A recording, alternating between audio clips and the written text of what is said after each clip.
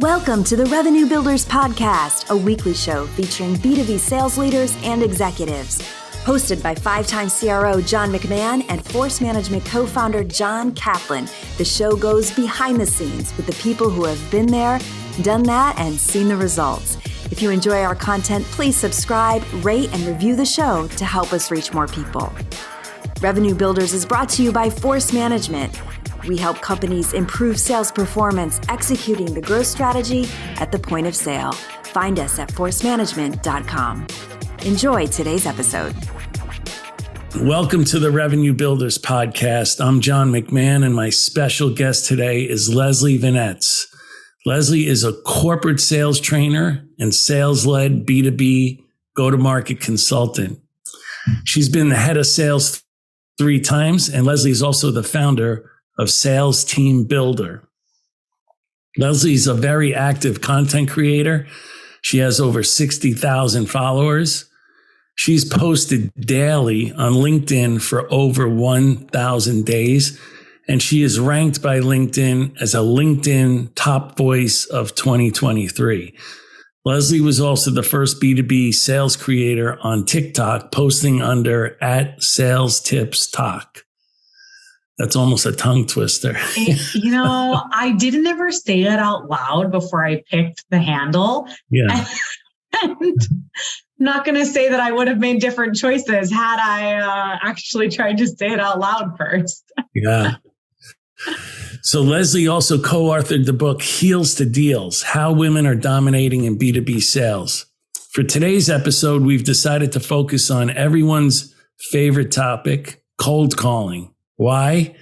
Because Leslie has personally made over 100,000 sales cold calls, and she's managed and trained reps who have easily made millions of cold calls.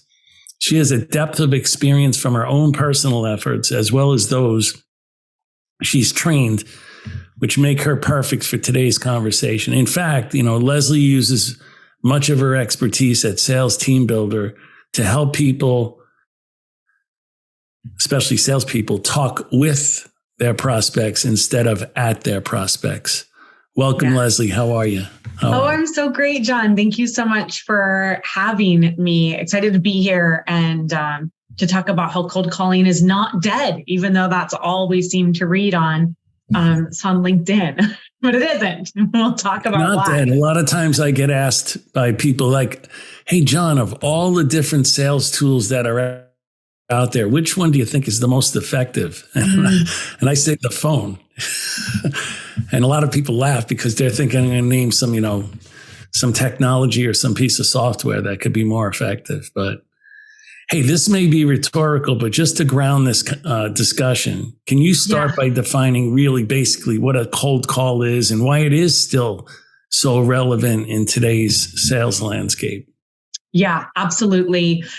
And it seems like it should be an easy definition, but it isn't, because folks think of cold calling generally when they think of cold calling done badly. So what cold calling isn't is telesales.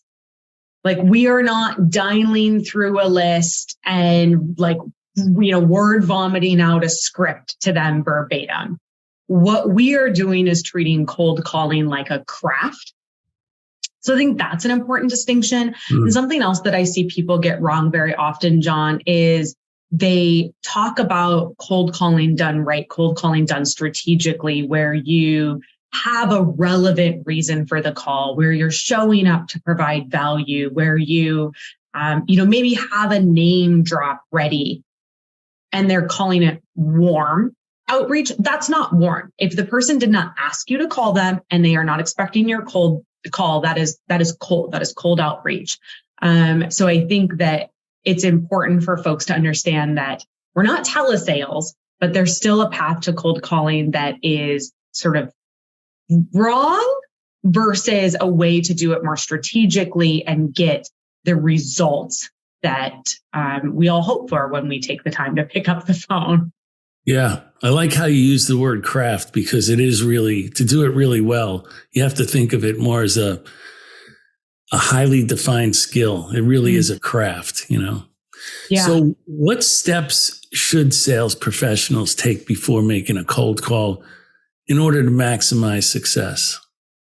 Yeah, so first of all, your cold calls cannot be in a vacuum. If all you're doing is cold calling and you're using it as a single channel of outreach, you're never going to be as successful as using it with other channels of outreach. So that might be also using social media, Facebook, LinkedIn, that might be emailing. Even if you only are using the phone, cold calls plus text messages plus voicemails. So make sure that we're layering in something besides just picking up the phone and calling. What should folks do before they pick up the phone? I take two approaches to this, John. One is a value-based segmentation approach. This is my personal favorite. It's been my path to success as an individual contributor, and it's what I've coached and trained my teams and my clients on that have allowed them to be very successful. And that means that you are going to create a very segmented, a very niche list before you ever get to the phone. So that list might only be 54 people, 38 people, whatever. But every single one of those individuals, you can use an almost identical call opener and impact statement for. Okay. So it allows you to really get in the zone while you're making those cold calls. And it allows you to, with a lot of confidence, start every single conversation without having to pause between every call to go back to the drawing board and find something new to say. So that's my favorite way. The alternate way, done right, would be a more hyper-personalized approach. The wrong way is going on sort of a generic spammy message.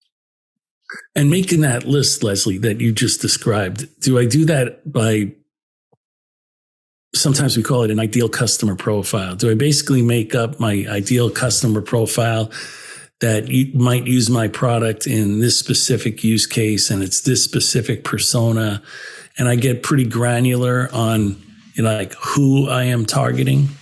Yeah, that's exactly right, John. You take your ideal customer profile, your ICP, and then you add more layers of granularity to it. So if your ICP are finance professionals in, one of three industries, you pick one industry. And then you don't say finance professionals, you say, CFOs that work in the consumer packaged goods space, that are based in the New York metro area, that have been in seat for less than 1 year, that work at companies with revenue in excess of 10 billion. So by building in those additional layers, it allows you to come up with a message that, while not being hyper personalized, it's not only for you, John, you are very confident that it is relevant to their business challenges, and that you're going to be able to lead with value because you know what you're talking about. Right. So then the other, what you just touched on, is some other research that I need to do is understand some of their business challenges, some of their pains, so I can speak specifically to their pains and potentially how my solution might, overcome some of those pains or some of those business challenges. Is that correct? Yeah, absolutely. And when you think about leveraging cold calls as part of a broader sequence, as part of a multi-channel, strategic outreach, which is always where folks are going to get the best results, that's something you want to do from day one, so that you are really setting yourself up to sort of tell a story almost.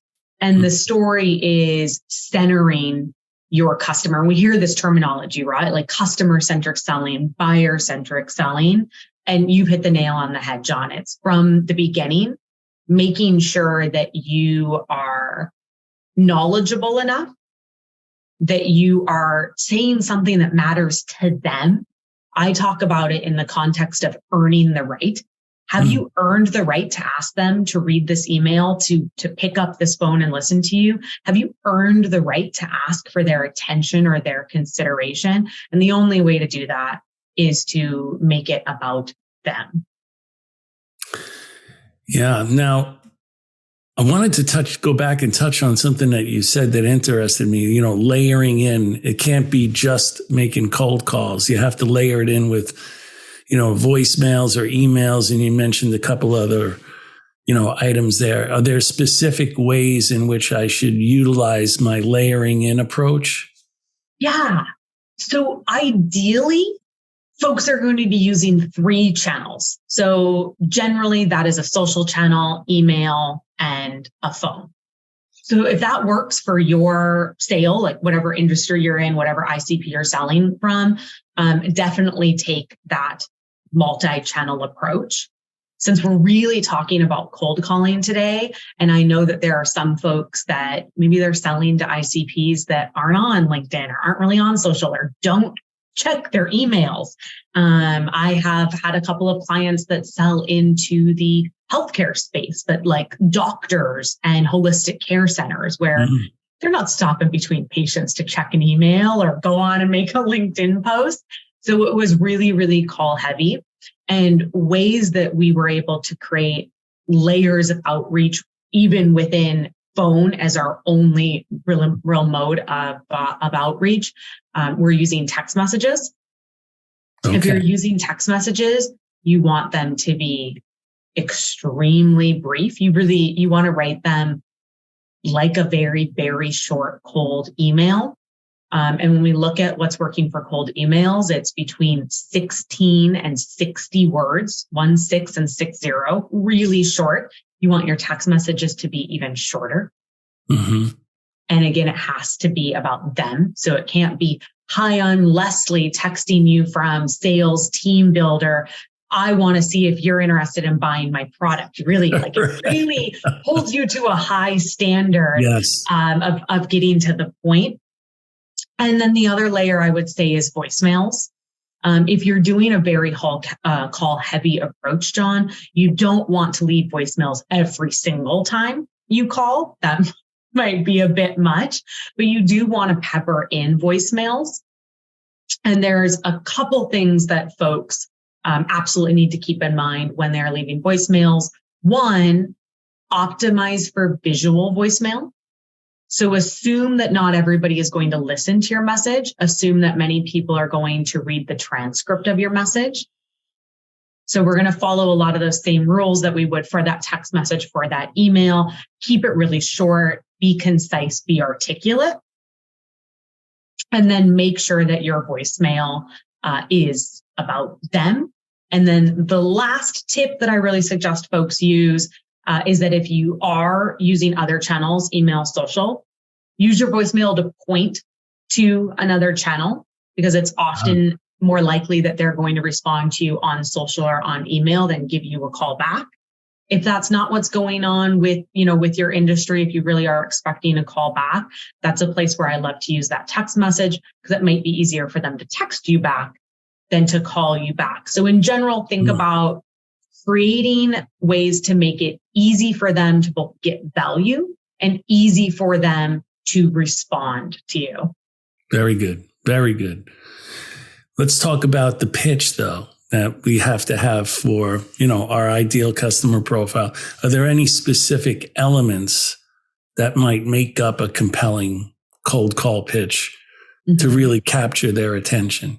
Now, you talked about how short it should be and those types of things. But I think in this case, are we talking about like when we actually get someone on the phone, what is a compelling call pitch, sound like? What are the elements?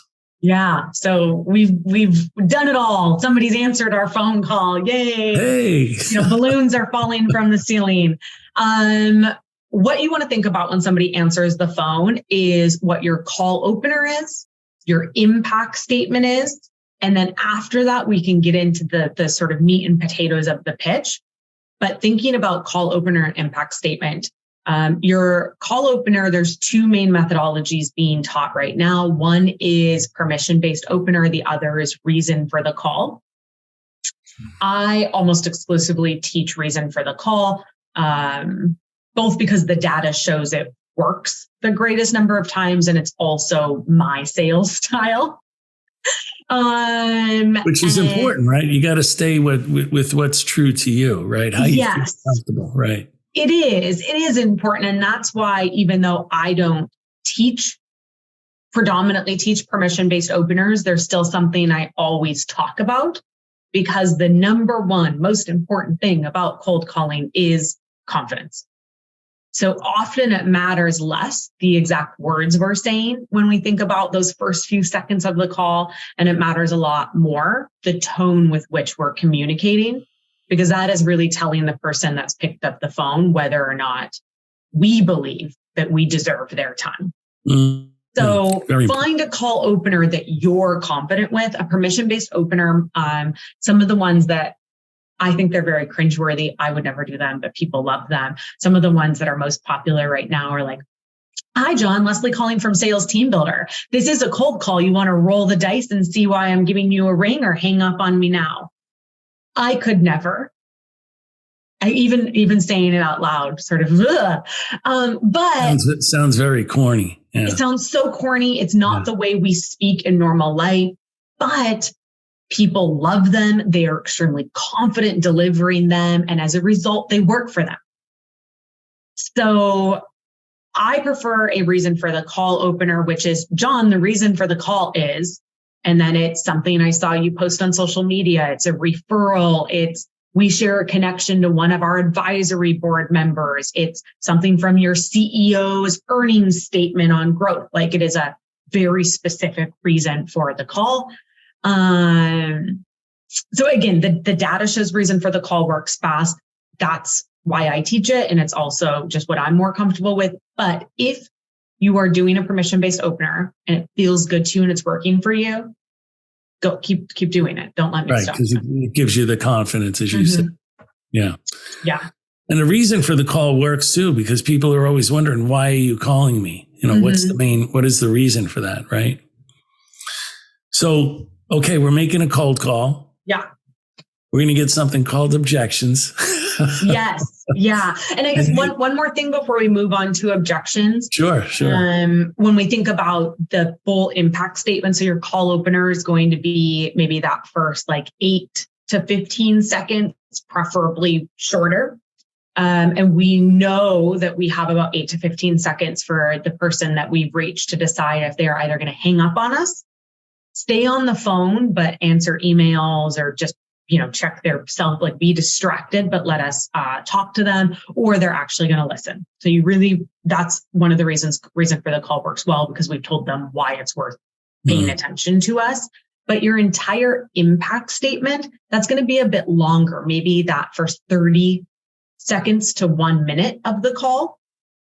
And make sure that during that during that impact statement, you continue to really index on relevance. Why does it matter to them? What value can we provide to them before you pivot to the rest of the pitch, which, spoiler alert, shouldn't actually be a pitch. It should be a series of questions that helps you uncover whether or not your product or service is even right for this person. And it allows you, particularly if we sell something that is very feature-based, you see this a lot in SaaS or with complex products, it allows you to resist the urge to feature dump, meaning you talk about every single thing your product or service does. It allows you to be more dialed in to maybe the 2 or 3 features that actually matter to the person that you are speaking to. So as you build out your pitch, your script, I encourage you to segment it into a really confident call opener, an impact statement that is very relevant, that helps them understand why we are calling them specifically, how we can help them specifically, but it's not about the features or benefits of your product. And then as you transition into more of the conversational part of the pitch, really map out the types of questions that will help you gain a deeper understanding of that person's needs, challenges, pains, whatever, so that when it is your turn to talk, when it is your turn to sort of pivot into seller mode, although I like to think of it more as helper mode, you're talking about the things that they actually want to buy, not just sort of extraneous things about the product. So, right. So this goes back to the research that we need to have done on the ICP and the specific persona, specific use case for the product or our solution to their issues. We have to also come up with not only the pitch, but we have to, and the impact statement, as you described but we also need to come up with very, very relevant, maybe let's call them discovery questions or questions to get them to reveal more about themselves or their business challenges, right? Yeah, absolutely. And if you're an SDR, those questions are probably going to be a bit different than if you're a full cycle AE. So it's not a drag and drop that there are best questions to ask.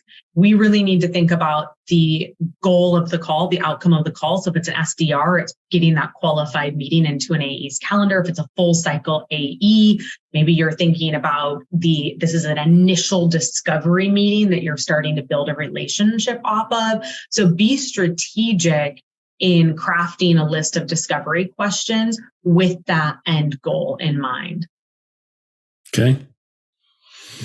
Now we're making the call. We're going to hear some objections, right? Yeah. And I know that you've, with all the cold calls that you've personally made and all the people that you've helped over the course of your career, you've narrowed it down to like 13 very common objections. I mean, we probably all know what they are, but did you want to just talk about, one or two of them that we're always going to typically hear? Sure. Yeah. I was live in Chicago with a group of founders a couple of weeks ago, and I was leading an objection handling workshop. Prior to the workshop, we sent a note out to say, which objections are you hearing the most? And we had it segmented by stage of the sales cycle. And not surprisingly, John, one that came up at every single stage of the sales cycle, and it's one I definitely know folks are hearing on cold calls. How much is it? Right. We're always going to hear that. So I think, how much is it? Not interested. Can you just send me something? And I'm not the right person are probably the ones we're hearing the most. Yeah. The categories I used to have was no time, no hurry, no money, no trust, no need, and not me. Right? Yeah. You're going to hear those almost all the time. Somewhere in those categories, you're going to hear the objections, and you have to be ready for them, right? You made so many good points. One, you are going to hear objections. They're not a maybe. So prepare for them, which feels like a silly thing to have to say out loud. But the amount of times I work with reps who role play their call openers and role play their pitches over and over and over again, but then don't role play objections. Yeah. It's shocking to me because if you're getting on a cold call with somebody, you're going to hear at least one objection, full stop. If they are not voicing at least one objection, and maybe it isn't that sort of brush off objection at the beginning of the pitch, but if they're not voicing at least one objection towards the end of that initial discovery, probably means they weren't really listening. They're not very interested. We want a little bit of pushback so that we know the person is, they're part of it. They're part of the conversation and involved. Okay. So yeah, go ahead. Oh, go ahead. And I was just going to say the other thing that you made that is so important is that most of the objections are rooted in fear. They are rooted in a lack of trust. This person doesn't know us. This is a cold call. So we don't have that trust, that credibility. And individuals are extremely afraid of making the wrong choice. There is new data that came out from Forrester this year that noted a big shift in the market, that it is away from that sort of fear of missing out mentality that we saw the last few years when we were very much in a growth at all costs economy. And it is pivoting towards a fear of messing up economy, which we see when profit margins are down, when layoffs are pending. So particularly if you're making calls, cold calls right now, any calls, understand that what's happening in your prospect's mind is a fear of messing up, a fear of spending time on the wrong things, a fear of giving their trust to the wrong people, a fear of buying the wrong products or software. And there's a very real cost to that could be their jobs, their next promotion, having to lay off some of their staff. So keep that mentality in mind when you are thinking about how you can earn the right to their time, their attention, their consideration. Yeah, very important. Now, I've heard you discuss the 3 C's for handling a cold call: curiosity, conversation, and conclusion. Let's start with curiosity. You want to talk a little bit about that? Yeah, absolutely. This was a framework that I came to by making a bunch of mistakes when it came to overcoming objections. When I was new on the phone, and for context, folks, my first role out of college was as an ISR, which meant I was full cycle. I was doing the prospecting, all of the cold calling, the meeting setting, the closing, and it was minimum 4 deals a month. So it was like high volume, pretty transactional. We were calling on C-suite executives. Most notably, I cut my teeth calling CFOs during the Great Recession.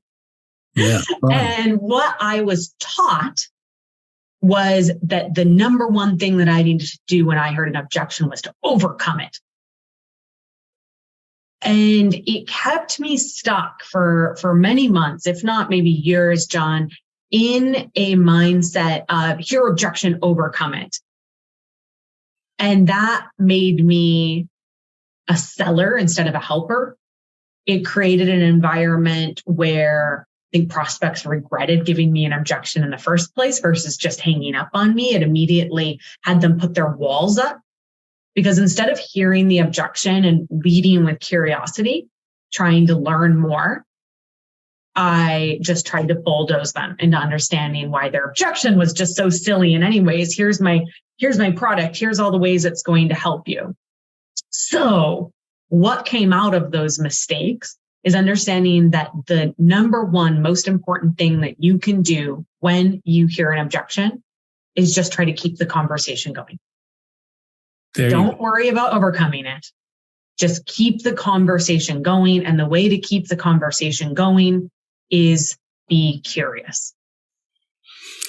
I think some of the best salespeople that I've seen, even if it's a cold call or not a cold call, even in a meeting, and they hear an objection, they're so curious as to why the customer has that opinion.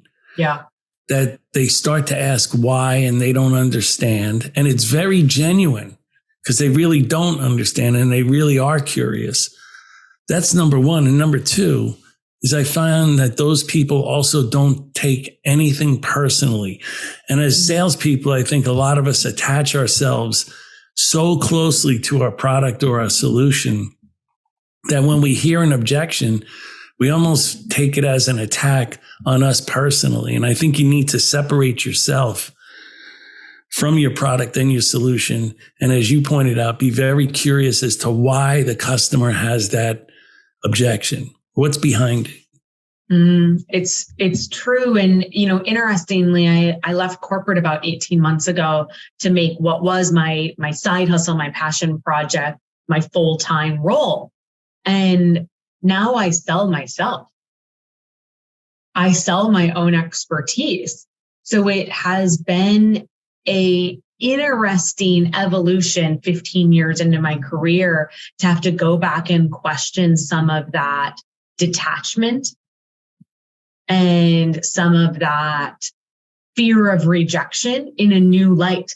And I think for me, at least, it was much easier to be extraordinarily resilient and brush off rejection and move on when I was selling something for somebody else, because I was very proud of the products I sold, but they weren't mine. I didn't right. make, well, that's not true. At the startup, I did literally create the MVP, but it's been interesting to explore that again as a full-time founder and an entrepreneur. And I've realized that it's even more important in this role to lead with curiosity. And luckily, curiosity is something that's always come very easy to me.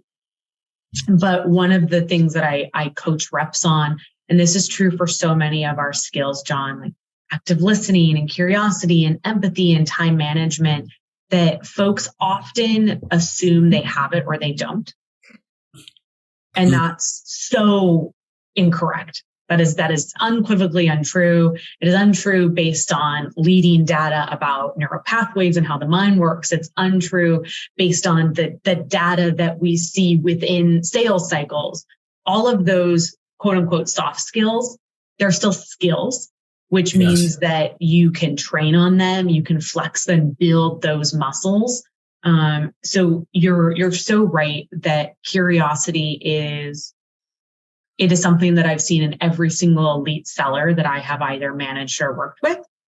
It is a skill set that even 15 years into my career, I had to go back and rebuild again as I moved into selling something different, selling myself as a service versus a product. And when we think about curiosity on cold calls, because arguably it is a bit different than if you are in a discovery call or in the middle of a sales process, because a lot of the objections that we're getting are sort of brush off objections. Think about how you can practice curiosity to continue the conversation. So let me give you an example. Somebody says, sure, just send something over.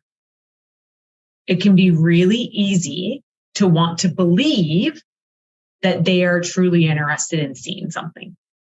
They are not. Yeah, right. I was going to say they're not. They are not.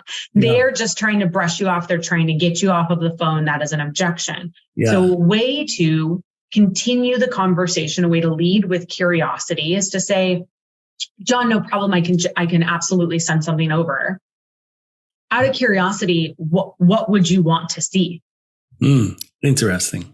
Right? So now you're continuing you're not overcoming the objection. You're not saying, well, John, we don't actually send things over like that, right? You're not getting sort of aggressive, or you're not telling them no, you're not combating the objection.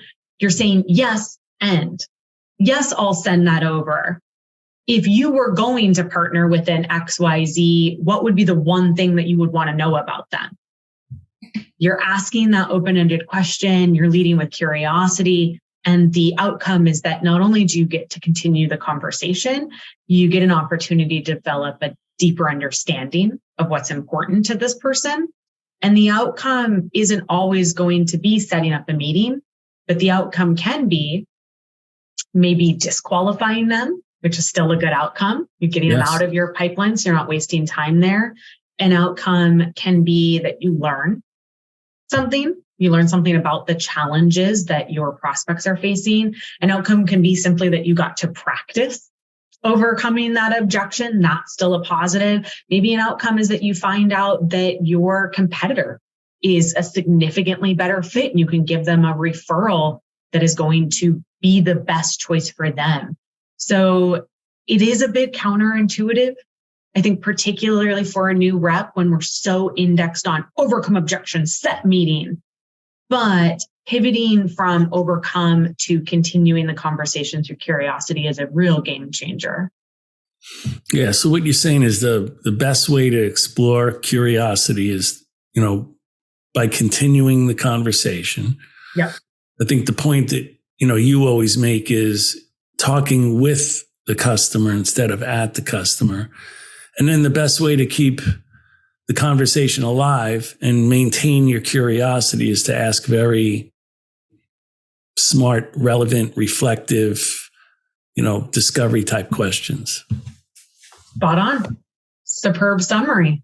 All right. See, I was listening. Yeah, I love it. Which is important. That's also super important on these cold calls, is that you are truly listening, because to your earlier point, you have your pitch, you have your discovery questions, you've done your homework, you know the persona, you know the use case, and now you have to be engaged in that customer conversation. You can't really, to keep a conversation going, I found is you can't start to think about what you're going to say next. You have to really listen. And if you're truly listening, it's almost like you know exactly what question to ask next or what to say next in a conversation, because it's more natural. You're so right. I teach an active listening workshop. It's actually one of my most popular workshops in my training series. And I teach a 4R framework. And the third R is resist. And so often Well, I think we all think we are good listeners when in reality we're not. Like, even though it's something that I actively practice, I read books, like I have an app to help with it, it's still something I know I need to work on constantly. So to level set, we're all bad listeners. We all need to work on listening. But in the 4R framework, the third R is resist. And so often when I say, okay, resist, what does that mean? The group responds, well, don't interrupt. And don't interrupt is just the least we should be doing. One of the things that you just mentioned, John, is resisting the temptation to rent space in your head to what you're going to say next, because now you are not fully present listening. Correct. Resisting the temptation to, I think this is particularly true for sellers, resisting the temptation to judge or assume that you know what somebody is trying to communicate. So instead of following up with curiosity and questions, you jump into helper mode, because we often are hearing the same things over and over and over again. So it's easy to assume that we know what they mean. We know the answer. For me, one of the biggest challenges was resisting the temptation to share my own relatable story. Because I was like, oh no, I'm so relatable. Like, same, I totally get it. But I wasn't sending the message, oh, I totally get it. I was sending the message, I want the spotlight on me, not on you. Right? Interesting. So it's so new. It's so nuanced and it's so powerful. But to your point, active listening is the foundation of sales. I think it's probably the most important skill that any salesperson can have, because it's hard to be curious if you weren't listening. It's hard to ask great questions if you weren't listening. It's hard to seek deep understanding and sell to a person's unique needs if you weren't listening. So it's a extremely important point. It's a skill that I suggest everybody treat like a skill and actually work on and invest in, because it's truly the foundation of becoming a consistent top performer in sales. Do you think that there's any specific types of questions that work best, open-ended questions, reflective questions, or does it just go back to the point again of, if you're engaged in the conversation, you'll know what type of question to ask? A blend of questions, surely. A blend being, there's a time for open-ended questions where you really just want to throw out sort of a vague open-ended question. Some of my favorite are actually super vague, like, how does that work for you? What does that mean in your company? Can you tell me more about that? You can put those in any conversation, right? Like those are drag and drop anywhere, but they avoid putting sort of assumptions on your prospect or narrowing down exactly what you want an answer for. So I think that's a great place to sort of look at questioning like a funnel, right? We're starting at the top with some of those more vague, open-ended questions. As we get to the middle of the funnel, maybe we are adding in more specific but still open-ended questions and blending those with some assumptive questions. And then blending those with questions where we restate and then specifically ask if we've gotten it right or wrong. So it's a closed-ended question. And then as you get towards the end of the pitch, then you're really going with more assumptive questions. John, it sounds like this is something that you're interested in. John, it seems like you see the value in this. Should we set up another meeting? Right? So you want to go with the assumptive into that clear yes, no, close-ended question. Thinking about it in the context of objections, one of my favorite questions is, John, it sounds like getting your boss's approval is the only thing holding you back from saying yes today. Did I get that right? Or is there anything else that could stop us from working together? That question it's been a game-changing question in being able to tighten my sales cycles and have 50% plus close rates throughout my career. Yeah, really good. Okay, so then we feel like we get into a point where we had a good pitch, we're engaged with the customer, we're asking good questions, and you kind of get to the feeling like, okay, I need to kind of try to wrap this call up and close, let's say, for something. Are there any methods or techniques or things that you would tell the audience about trying to conclude the call? Yeah. So if we're thinking about it in the context of cold calls, we're going to always assume that the next thing that we want is another confirmed meeting. So I caution all of you that if your next steps are just sending something over, or I'll take a look and let you know if I'm interested, that's not real pipeline. That is hope, wish, dream pipeline. Unless you have a mutually agreed to next step with a specific timeline, like a mutually agreed to deadline, timeline, meeting in the calendar, your forecasts are going to let you down over and over again. Yes, that's so for sure. let's assume that the thing that we are aiming for, whether or not you're a full cycle AE and you want a proper discovery meeting, or you're SDR BDR and you're just getting that qualifying meeting into your AE's calendar, the first thing that you're going to want to do is get clarity. And the best way to do that is to take their words and repeat them back. John, you said your number one priority in Q4 is, did I get that right? Then you're going to get the confirmation that you got it right. And then you're going to repeat it again, but within the context of how you can help.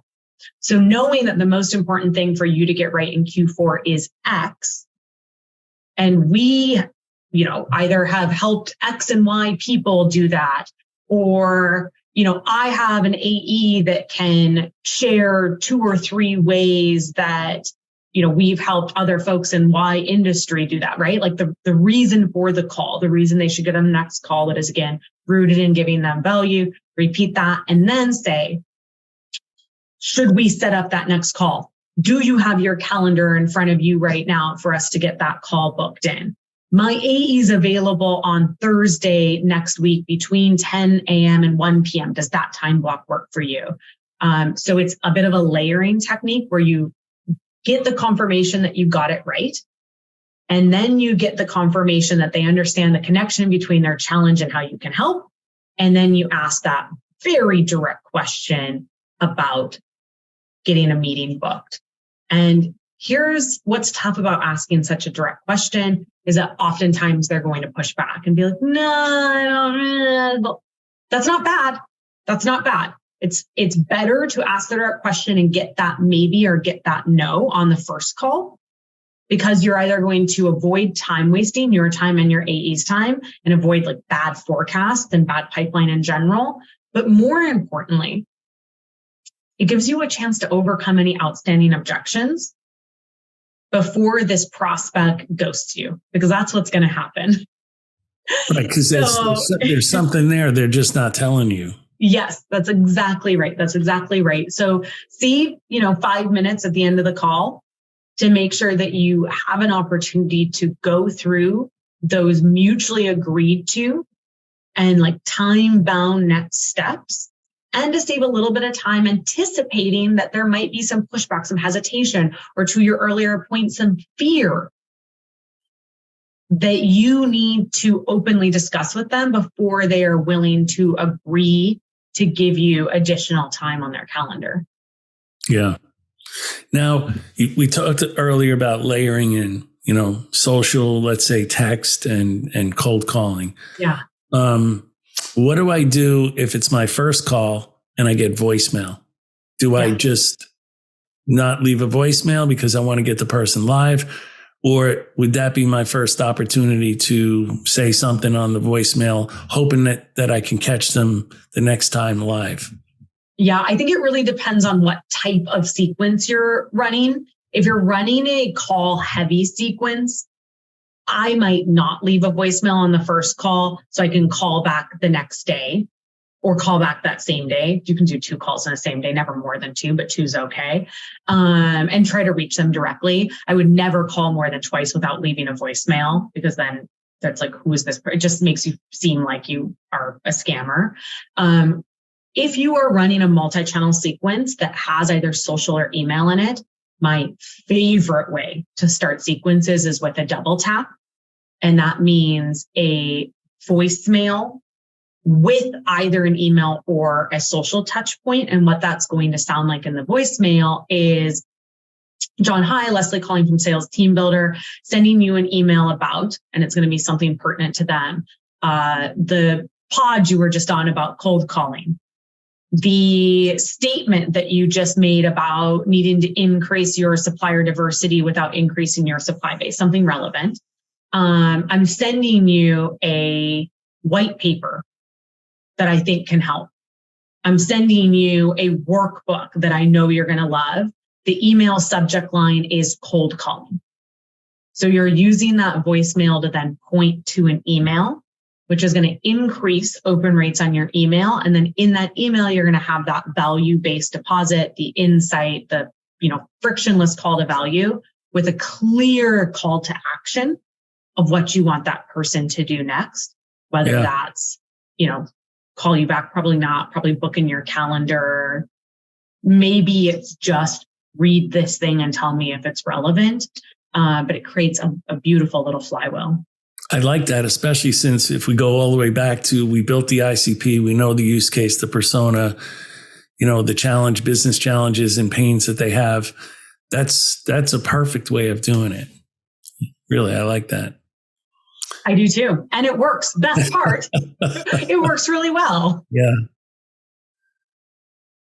What about, so I got the customer, to agree on the next step, and now I'm calling on a follow-up call. Yeah. To maybe check on the status of if we're still on track or any of those things. Are there any, guidelines on follow-up calls? Yeah, really great question. So let's assume that maybe we didn't get that mutually agreed to calendar invite like we should have. It's going to happen, right? Mm-hmm. We can prepare for and we can train for best case scenarios, but there's going to be times where it doesn't happen. Or, maybe let's give ourselves a little bit of credit. We got that meeting booked in, but the decision maker wrote us back and said, hey, I can't make it. We need to reschedule. Maybe we're trying to get it, rescheduled. We're trying to get that update. Two things. One, the reason for following up is never just to follow up and just to check in, because that gives exactly no value to the person that we are speaking with. So things I always suggest people avoid are like, hey, just checking in, just following up. Hey, can I get your thoughts?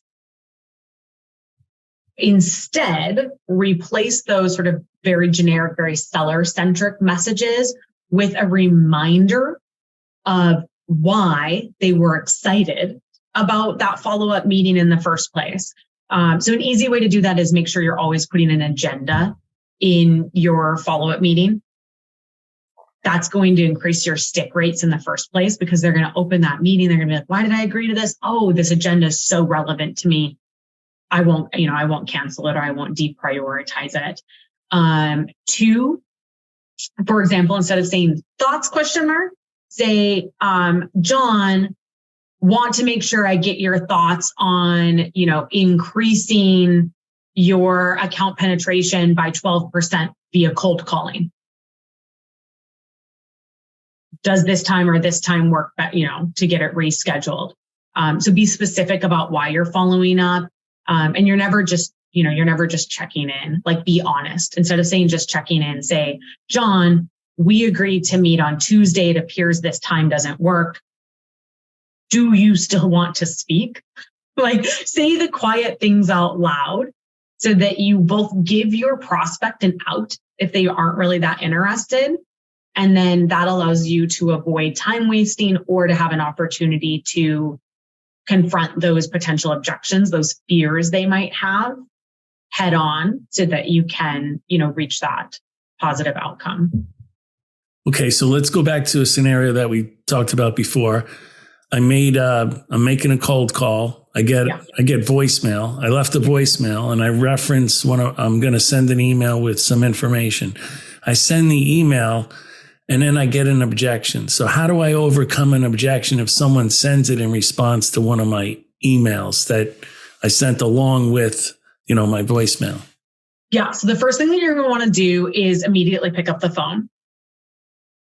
Maybe don't respond back by email is what you're saying. Don't do that. The first thing that you want to do is pick up the phone immediately if you get an objection via email, because it is almost impossible to overcome objections over email. So make it easier on yourself. Pick up the phone.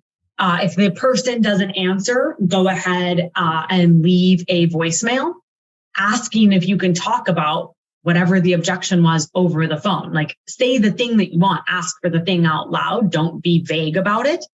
And then reply to the email with the same request. Can we hop on a call to talk about this?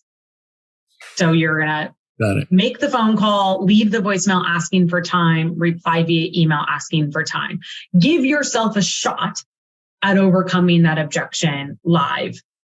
If they won't get on the phone with you, which that happens a lot, particularly if it's if it's very much a cold call, they're responding to a cold sequence, not interested, it's unlikely that they're going to just suddenly decide to give you their time. Go back to that curiosity. The goal isn't to overcome the objection via email. The goal is to get curious and learn something. So there's a reason why you reached out to that person in the first place.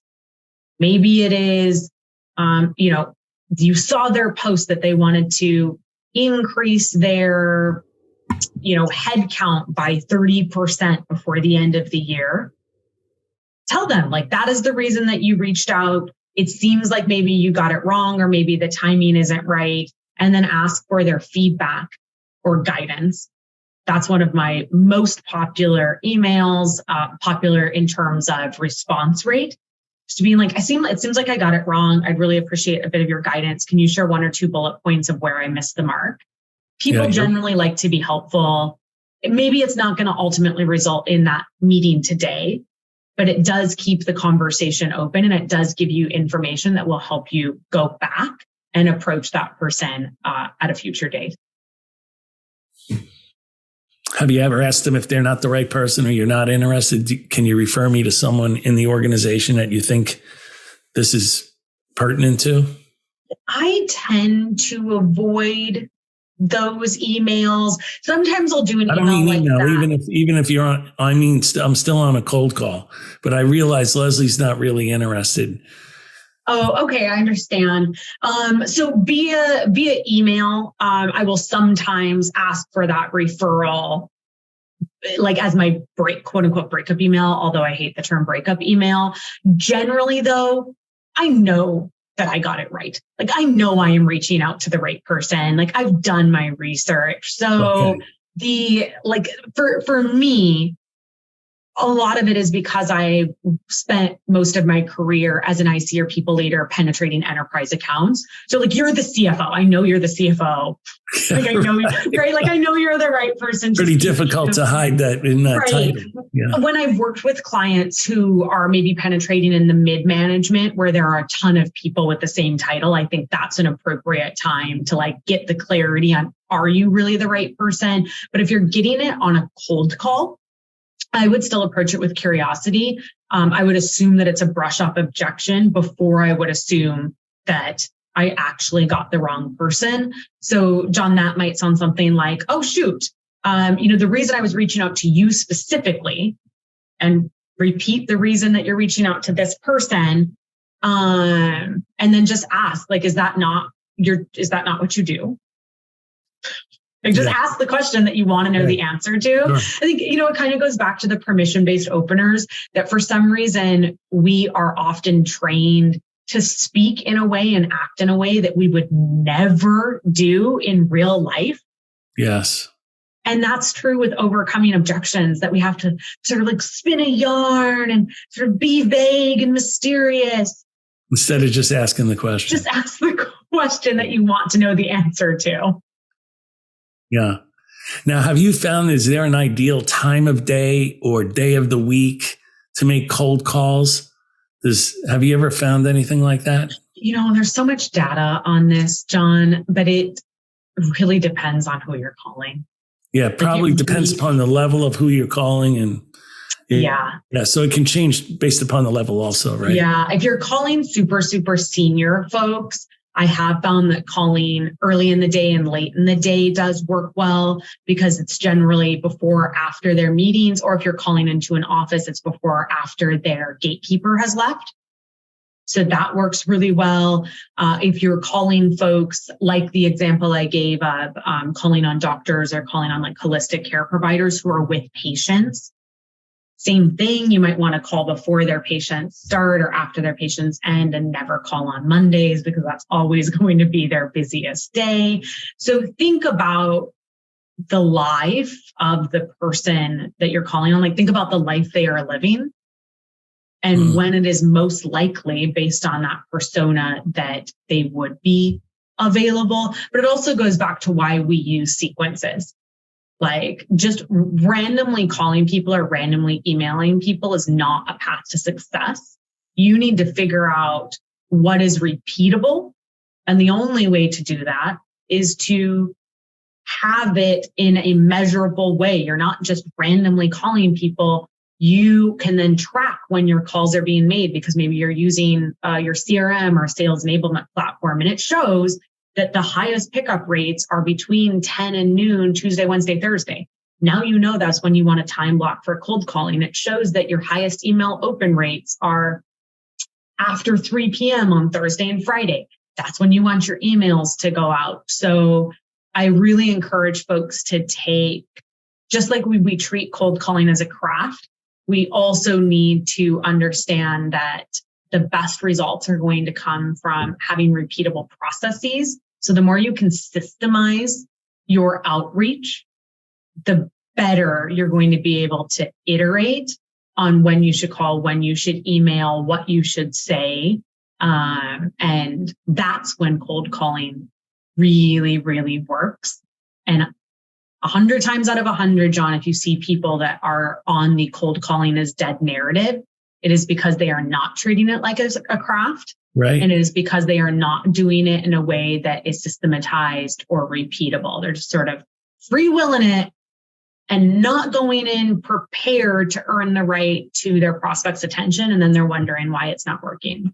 That's not only in cold calls. You see that a lot in sales. People just go in and wing it. They don't really want to do homework on the ICP, homework on the persona, the use case, who they're going to talk to. They don't really know their product so well, and they just wing it. So it's true in more than just cold calls. Let's talk about how you coach or train teams on objection handling. Yeah, I love it. I work with corporate sales teams, generally 10 plus reps. So one of my favorite ways to train is in one-to-many sessions that are super interactive. Objection handling is actually one of my, it's like time management, active listening, and objection handling are my 3 sessions that people just go ham for. And what makes them work so well is that they're very interactive. So, we were talking about call openers, and the number one thing that makes them work is confidence. Same with objections.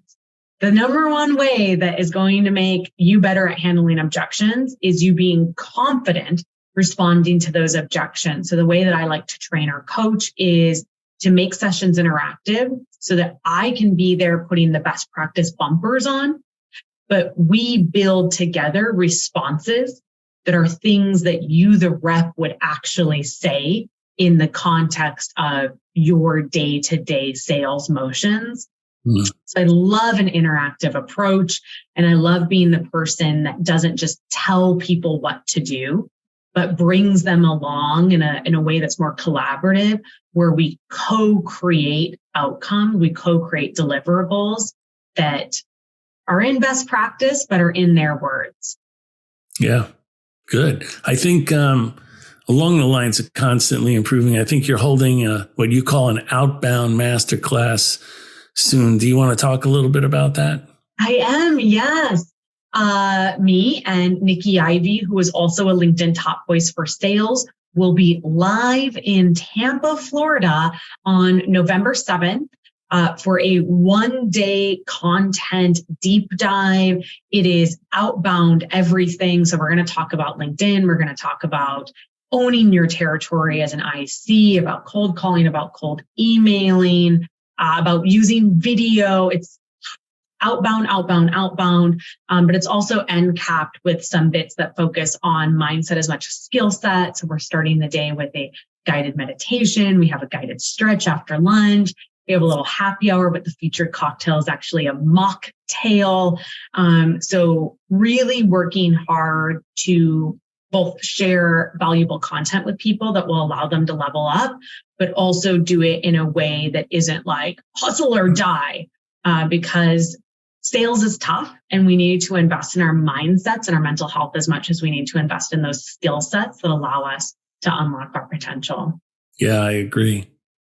What final advice or takeaway would you want to leave with the audience regarding, the art and the science of cold calling? The art and the science. Well, it is both, right? It is right? Both. Yeah. Curiosity is that's kind of like the art piece in some ways, right? That's you one-on-one with a customer. The science is all the research and preparation and all that stuff that you and I have spoken about. Yeah. Yeah. And that is my sweet spot. That is what I love about sales. I love being able to dig into the metrics and the dashboards and diagnose where there are gaps or where something's missing or where there's too much of something, but then immediately train against it. Like there is something that is so powerful about our profession that we can change our outcomes in a day with just a small pivot in what we're saying or the way we are listening or the way we are leading to curiosity. We can fundamentally change our outcomes overnight. I think that is so powerful. So takeaway is that every piece of sales is a craft, whether or not that is cold calling or active listening or leading with curiosity. So treat it as such, which means that you need to invest as much in those soft skill elements as well as much as you do in building things like a script or the way you're going to handle objections. So treat this profession as a craft and you will get the rewards. Awesome, Leslie. I think this has been an amazing session. Lots of great information. Unbelievable. I think the audience is really going to love it. Well, thank you so much for having me. Yeah, you're welcome. And I hope your November 7th masterclass goes really well in Tampa. Thank you. We're really excited. Yeah.